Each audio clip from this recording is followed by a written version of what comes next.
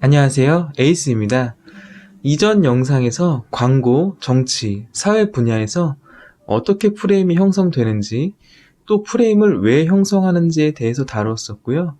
그 후에 현재 한국 언론의 프레임 씌우기와 관련된 편파적인 보도 실태에 대해서 다루었었는데, 이번 영상에서는 그러면 언론이 왜 이렇게 편파적인지 그 이유에 대해서 이야기를 해볼까 합니다. 우리나라 언론이 친보수적, 친재벌적 성향이 강한 것을 모르시는 분은 없을 거라고 생각합니다. 혹자들은 국내 언론의 3분의 2가 보수 성향이라고 주장하는데요. 체감상 한 80에서 90% 이상은 정치적으로 보수 색채가 강하지 않은가 생각을 해봅니다. 왜냐하면 흔히 말하는 메이저 언론들이 있죠. 규모와 영향력이 큰 언론사들, 또 역사가 오래된 언론사들이 대부분 보수 색채가 강하기 때문에 그런 쪽에서 한번 보도에 파도를 휘몰아치면 작은 규모의 언론사들이 진보 성향의 보도를 해도 작은 물결 정도로 느껴지거든요. 원래 싸움도 목소리 큰 사람이 이긴다고 하잖아요. 얼마 전에 논란이 되었던 녹색 포털 사이트 같은 데서도 그런 메이저 언론들의 보도를 많이 올려주게 되면 사람들은 그런 기사를 많이 보게 될 수밖에 없겠죠. 또 우리나라 언론들은 친재벌적인 성격이 상당히 강합니다. 제가 몇 가지 생각나는 예들을 좀 들어볼게요. 지난 2018년도 롯데 신동빈 회장님께서 국정농단 사건에 휘말리면서 70억의 뇌물을 준 혐의로 1심에서 2년 6개월 실형을 받았죠.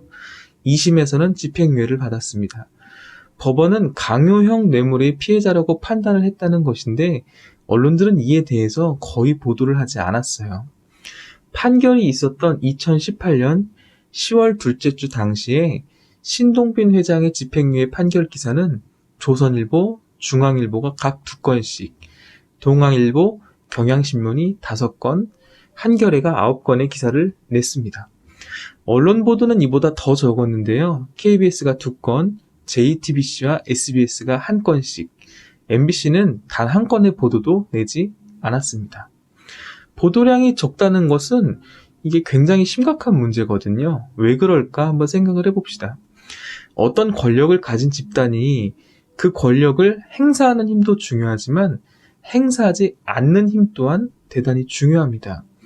이게 무슨 말인가 하면요. 검찰을 한번 예로 들어볼게요. 우리나라 검찰의 문제점은 과도한 수사를 하는 것만이 문제가 아니죠.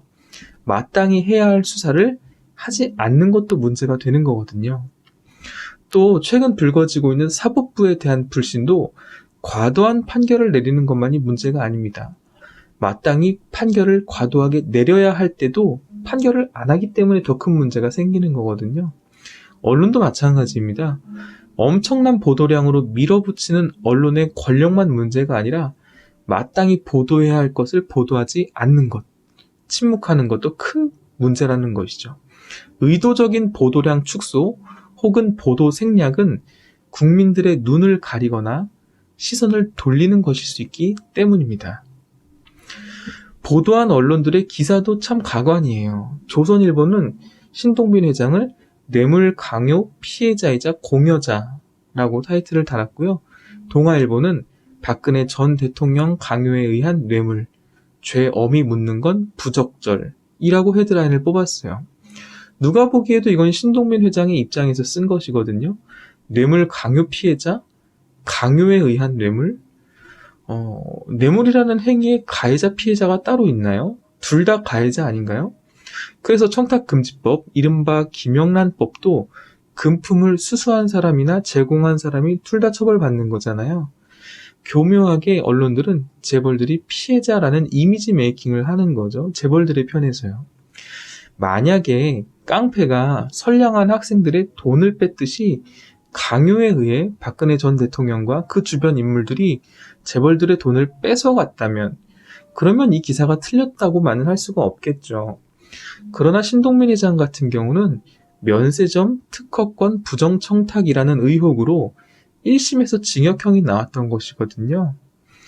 2심에서 집행유예로 풀려나긴 했지만 어찌됐든 혐의 중 일부는 인정이 되는 부분이고요. 그러면 이 사건에서 피해자, 가해자의 개념이 아니라 둘 다 가해자인 정경유착의 개념으로 접근을 해야 하는 것이죠. 중앙일보는 여기에 한술 더 뜹니다. 석방 신동빈 지배구조 선진화의 주력이라는 헤드라인으로 기사를 뽑았어요. 기사 후반부에는 롯데 그룹 측의 입장과 롯데의 한 임원의 발언까지 퍼날라주면서 롯데의 포부까지 밝혀주는 기사를 썼습니다. 이거 누가 보더라도 뇌물 혐의로 재판을 받은 사람에 대한 기사는 아닌 것 같죠? 무슨 롯데 측에 무슨 사조를 받은 것처럼 롯데 측의 입장을 기사화해 주었습니다. 지난 12월 검찰은 국정농단 사태로 이재용 삼성 부회장에게 징역 9년을 구형했습니다. 과연 이재용 부회장은 어떤 판결이 나오게 될까요? 1월 18일 최종 선고라고 하는데 아마도 많은 분들의 예측대로 신동빈 회장과 같은 집행유예 판결이 나오지 않을까 짐작이 됩니다. 한 가지 사건만 더 예를 들어볼게요. 2020년 5월 재활용 업체에서 일하던 20대 청년 김재순 씨가 작업 도중에 파쇄기에 몸이 끼어서 사망하는 사고가 있었습니다. 중증의 지적장애를 가지고 있던 청년 김재순은 아무런 안전장치도 또 보조 인력도 없이 혼자서 위험한 파쇄기 앞에서 작업을 하다가 파쇄기에 몸이 빨려 들어가 숨진 것인데요. 작업장 안전장치나 안전교육, 또 장애에 대한 고려도 없었다라고 합니다. 장애인 고용공단에서 업무 현장을 점검해서 장애인은 위험한 업무에서 제외시켜주는 제도가 있다고 하지만 김재순 씨 같은 경우는 이런 혜택을 받지 못했다고 했습니다. 왜냐하면 이게 신청을 해서 현장 점검과 지도를 받아야 하는 것인데 김재순 씨 같은 경우는 신청을 해주는 사람이 없었다라고 하네요.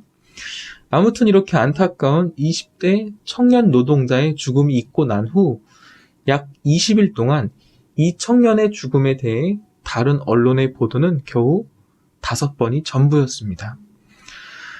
그 이후로 노동자들의 사망사고가 늘어나면서 김재순 씨의 사고도 회자되며 보도가 늘어나긴 했지만 사고 직후 20일 동안은 언론 보도량이 지극히 적었다라는 것이죠. 그리고 그 뒤로부터 약 3주 뒤 또 노동자가 숨지는 사고가 발생했습니다. 자동차 공장에서 기계에 또 역시 사람의 몸이 끼어 숨지는 사고였는데요. 그런데 앞선 김재순 씨의 사고와는 다르게 당일부터 아주 많은 보도가 쏟아져 나오기 시작했어요. 왜 그랬을까요? 그 자동차 공장이 현대자동차의 하청업체였기 때문이죠. 대기업과 관련된 사고여서 보도가 쏟아져 나오기 시작했는데 이 보도의 제목들이 참 기가 막힙니다. 단독이라는 타이틀로 현대차 팰리세이드 코나 생산 중단 위기, 현대차 팰리세이드 제네시스 GV80 생산 라인 결국 멈췄다, 산재 사망 사고로 가동 중단, 현대차 생산 차질 부품사 사망 사고 탓, 이런 헤드라인으로 기사들이 나오는 것이죠. 사고 후 보도들이 쏟아져 나오는데 보도의 초점이 어디로 보이시나요?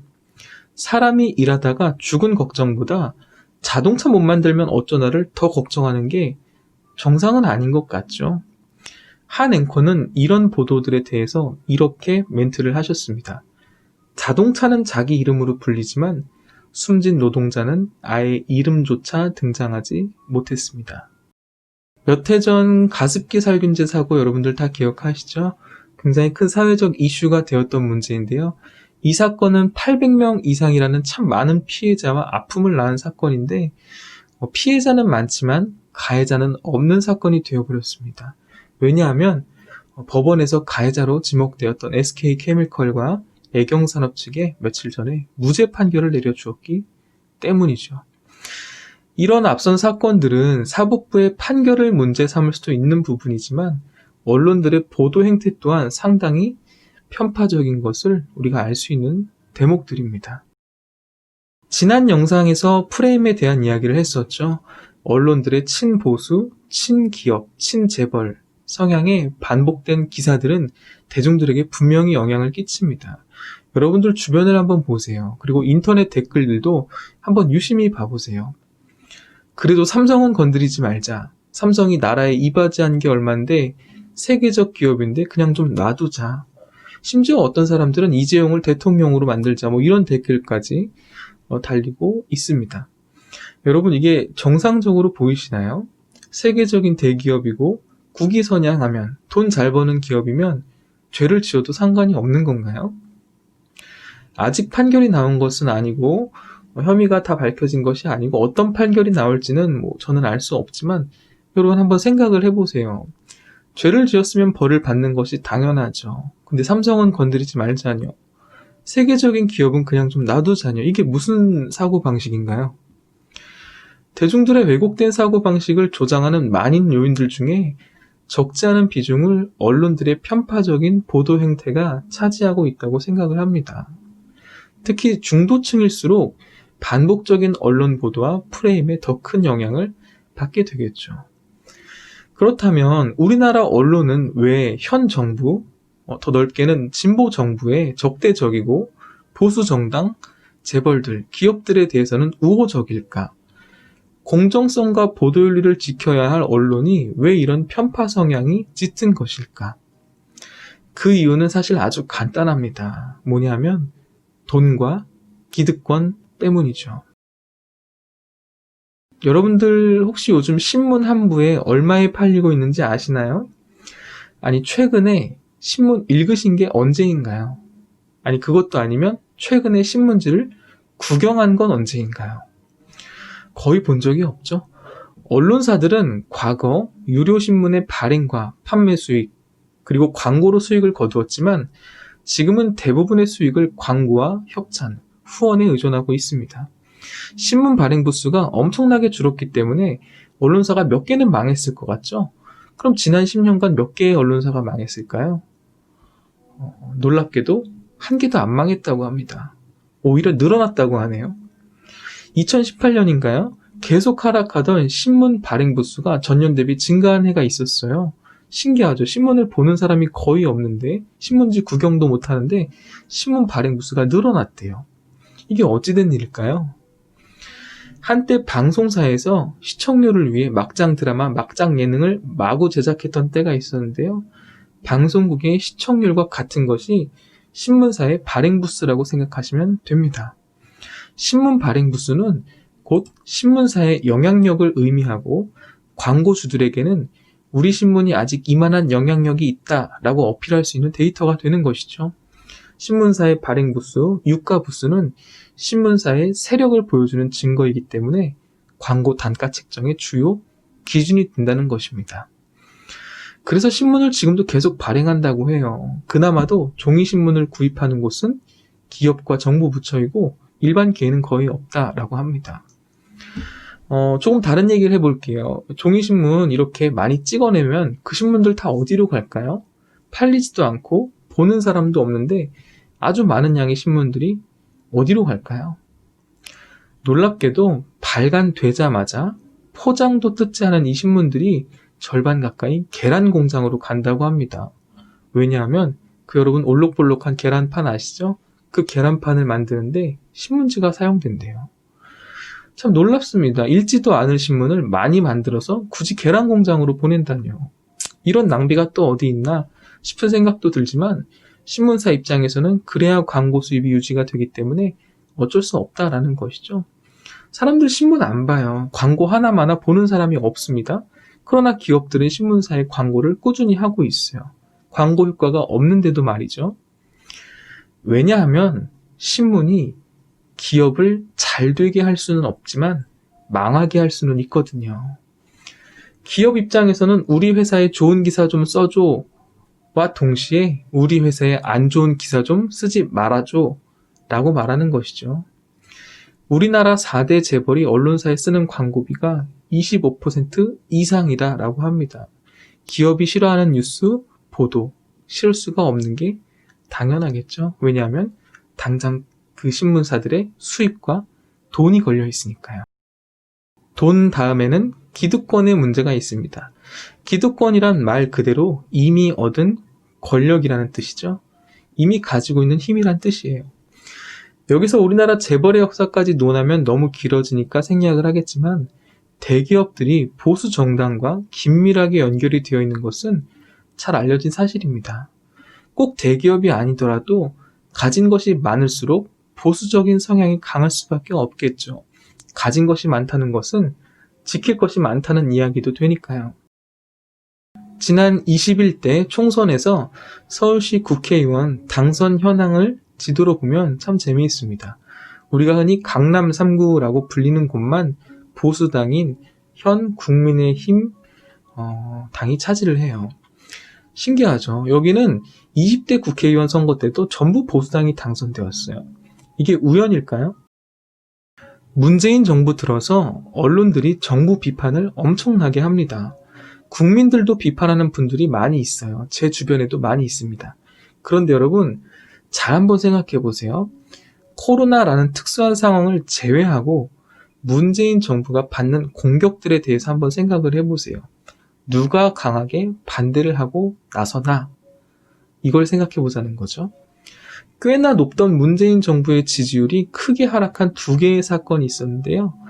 첫 번째 사건은 조국 전 장관, 추미애 전 장관과 관련된 사건들입니다. 조국과 추미애 두 명의 인물이지만 이 둘이 엮여있는 본질은 하나입니다. 바로 검찰개혁이에요. 이 둘이 하고자 했던 것, 검찰개혁이거든요. 검찰개혁의 핵심은 검찰이 가지고 있는 비대한 권력을 줄이자라는 것이었어요. 그 방법적인 부분, 검찰이 가진 권력을 어떻게 줄여서 어떻게 분배할지, 여기에는 다소 의견 차이가 있겠지만 검찰개혁이 필요하다는 전제는 국민들의 60%가 동의를 하는 부분이라고 했어요. 그럼 이 검찰개혁을 싫어하는 사람은 누구일까요? 당연히 검사들이죠. 또는 그 검찰들과 함께 힘을 모아서 무언가 일을 도모할 수 있는 집단들, 예를 들면 특별한 고급 정보를 먼저 접할 수 있는 법조기자단이라든지 검찰 출신의 정치인들이라든지, 이들은 기를 쓰고 검찰개혁을 반대하겠죠. 자기들의 기득권이니까요. 그 검찰개혁하겠다는 조국, 추미애, 그래서 공격하는 겁니다. 우리의 권력, 우리의 기득권을 왜 빼앗아 가려고 하냐는 거예요. 문재인 정부의 지지율이 크게 하락했던 두 번째 사건은 혼란스러운 부동산 정책이었죠. 부동산 문제로 문재인 정부의 지지율이 크게 하락했습니다. 이것도 한번 생각해 봅시다. 현 정부의 부동산 정책 기조가 뭔가요? 부동산 많이 가진 사람들에게 제재를 가하겠다는 거예요. 부동산으로 불로소득 거두는 사람들 없게 만들겠다? 집으로 큰돈 벌었다라는 말이 안 나오게 하겠다. 부동산 많이 가지면 세금 많이 걷겠다. 이거거든요. 이런 정책 기조, 과연 누가 반대할까요? 물론 이 문제로 집값이 크게 오르니까 결국 그 피해가 고스란히 서민들에게 돌아오는 것도 있겠죠. 맞습니다. 정책 운영에 대한 미숙함과 시행착오는 분명히 현 정권의 실책이고 비판받을 부분이라고 생각해요. 그런데 이 문재인 정부의 부동산 정책의 방향성과 큰 기조는 옳은 것 아닌가요? 이런 문재인 정부의 부동산 정책을 싫어하는 사람이 누구일까요? 당연히 부동산 많이 가진 사람들이겠죠. 부동산 많이 가지고 있으면 팔라고 하고, 안 팔 거면 돈 더 내라고 하니까 좋아할 리가 없죠. 또 논란이 되는 것 중에 하나가 의대생들의 국시 재응시 문제입니다. 시험을 거부했던 의대생들에 대해서 기회를 주느냐 마느냐로 큰 논란이 있었고요. 그 논란은 지금도 진행 중입니다. 어느 정도 방향이 정해진 것으로 아는데, 한쪽에서는 시험을 안 보겠다고 할 땐 언제고 이제 와서 재응시의 기회를 주는 것은 또 다른 불평등이다 라는 의견이 있고요. 다른 한쪽에서는 코로나 시국에 그래도 재응시의 기회를 주어야 한다, 구제해 주어야 한다라는 의견이 팽팽하게 맞서고 있습니다. 이 부분에 대해서도 정부의 입장은 또 명확해요. 정부는 지방의 의료복지시설과 혜택이 더 확충될 수 있게 시스템적인 보완을 하겠다는 것이죠. 공공의대 설립하고 의대 정원 확충해서 지방으로 보내겠다라는 거예요. 이에 의사협회 측은 그런 정책들은 실효성이 없다고 맞서고 있는 중이고요. 의협에서는 자신들의 명분이 부족하고 논리가 부족하니까 정부 여당 의원들의 자식을 의대 보내기 위해 정원을 늘린다라는 어떤 이런 유치한 프레임 전쟁까지 같이 되고 있는 것 같아요. 이 문제도 사실 할 이야기가 매우 많지만 의사협회나 의대생들의 행동이 옳다고 보기 힘든 부분들이 분명히 있습니다. 이전 정부 때와 현 정부에서 의협의 말들이 일관되지 못한 부분들도 있고요. 그런데 여러분, 한번 잘 생각을 해봅시다. 현 정부의 의료 관련 계획이 바람직한 것 아닌가요? 지방에도 사람은 살잖아요. 우리나라 지방의 의료 복지 수준은 OECD 평균보다 한참 아래인데 서울만큼은 평균보다 한참 위라고 합니다. 지금도 지방에는 병원이 없어서 한번 병원을 가기 위해는 헬기를 타고 또는 장거리 이동을 해서 병원을 가야 하는 경우가 많다고 해요.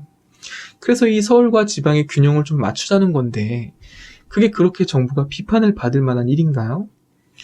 정부의 정책과 어떤 운영 방안이 미흡하고 부족할 수는 있겠죠.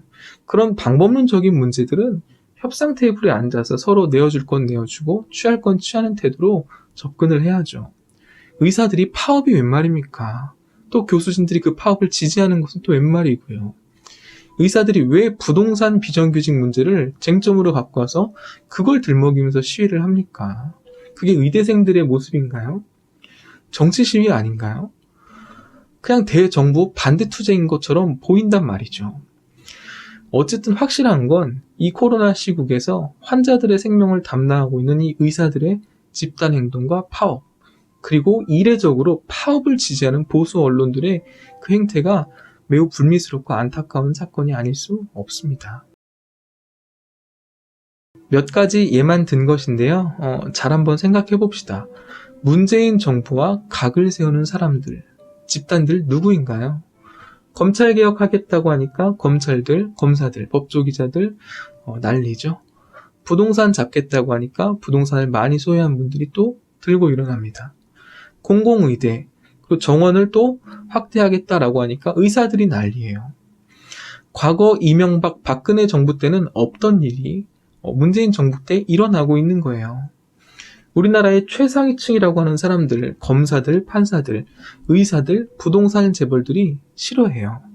왜냐하면 기득권층이거든요. 악어와 악어의 관계처럼 언론사들은 이들의 편에 필요에 따라 섭니다. 왜냐고요?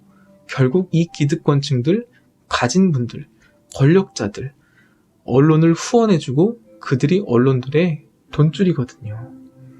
왜 이렇게 언론들이 문재인 정부에 대해서 비판적인 입장을 견지하는지 그 큰 그림이 보이시나요?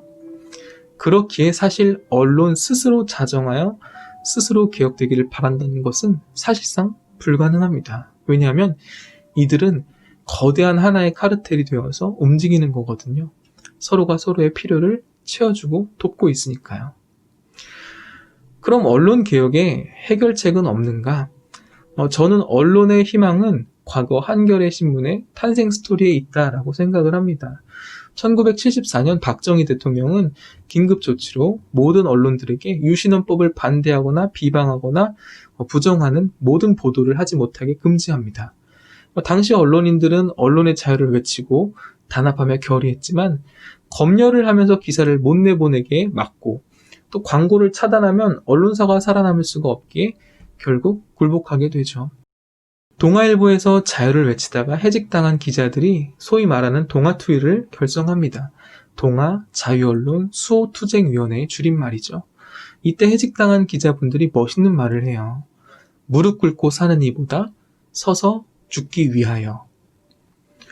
조선일보에서도 비슷한 일이 일어나면서 30여 명의 기자들이 무더기로 해고를 당합니다. 그리고 소위 조선투위, 조선자유언론 수호투쟁위원회가 결성이 됩니다. 이 동아투위와 조선투위는 공권력의 방해와 탄압 속에서 붙잡히면 고문을 당하고 구속당하기도 했지만 자유언론을 위해 캠페인을 하고 기관지를 배포하는 등 1980년대 민주화 운동의 메가폰 역할을 합니다.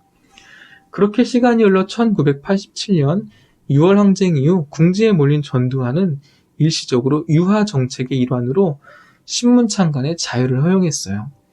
그때 전 현직 언론인들이 새로운 신문의 창간을 위해 공개 모금을 했고 이때 무려 50억 원이라는 기금이 모였죠. 그해 12월 세계 언론사상 최초로 지배주주와 사주가 없는 언론사 한겨레 신문사가 세워집니다. 탄생의의와 설립 취지에 걸맞게 데스크의 전횡을 허락하지 않는 민주적 편집위원회 체제를 구축하는 한편 참 언론 지향을 위한 윤리 강령을 채택했어요. 이 역시 당연히 신문사라는 최초였죠. 한겨레 신문 전까지 우리나라 신문은 전부 세로로 글씨를 썼고 국한문 혼용체로 섞어 쓰는 것이 보통이었는데 한겨레 신문이 최초로 가로쓰기를 시도했고 순 한글 신문을 발행했어요. 물론 한겨레나 경향신문도 어느 정도 기업들의 후원과 광고 수익으로 운영되는 측면도 있겠지만 특정 소수 대기업의 후원이 아니라 국민들의 후원으로 움직이는 언론사가 많아질 때, 또 광고주나 사주들의 감시가 아닌 국민들의 감시와 국민들의 의견이 적극 반영되는 언론사들이 더 많이 생겨날 때 우리는 더 나은 보도를 기대할 수 있을 것 같아요. 자유가 보장된 만큼 언론들의 책임 있는 공정한 보도를 기대해 보겠다고 클로징 멘트를 하고 싶지만 사실 전혀 기대가 안 됩니다. 로이터 저널리즘 연구소에서 쓴 디지털 뉴스 리포트 2020을 보면 한국의 언론 신뢰도는 세계 주요국 40개 중에 40위 꼴찌입니다. 그리고 이런 코멘트도 덧붙였어요. 로이터 저널리즘 연구소에서 한국 지난해에도 최하위, 한국의 뉴스 신뢰도는 우리 조사에서 지속적으로 최하위에 속한다. 정말 대단한 K언론의 위상이 아닐 수 없죠. 기대가 전혀 되지 않습니다. 그런데도 언론에서는 자성의 목소리를 들어볼 수가 없어요. 언론 스스로의 자정은 불가능하다라고 봤을 때 우리 시민들이 우리는 개, 돼지가 아니라는 것을 보여주어야 합니다. 헛소리 찍찍하고 가짜뉴스 퍼나르고 선동하고 복사 붙여넣기 하는 언론들, 심지어 유튜버들이 떠드는 내용을 보고 그걸 기사로 내는 말도 안 되는 언론사들에 대해서 우리는 비판의 소리를 높일 수가 있어야 해요. 그때에야 비로소 언론들도 정신을 차리고 국민 무서운 줄 안다면 그때 조금씩 언론들이 자정이 되지 않을까요? 그런 언론들이 되기를 기대해봅니다. 긴 영상 시청해주셔서 감사합니다.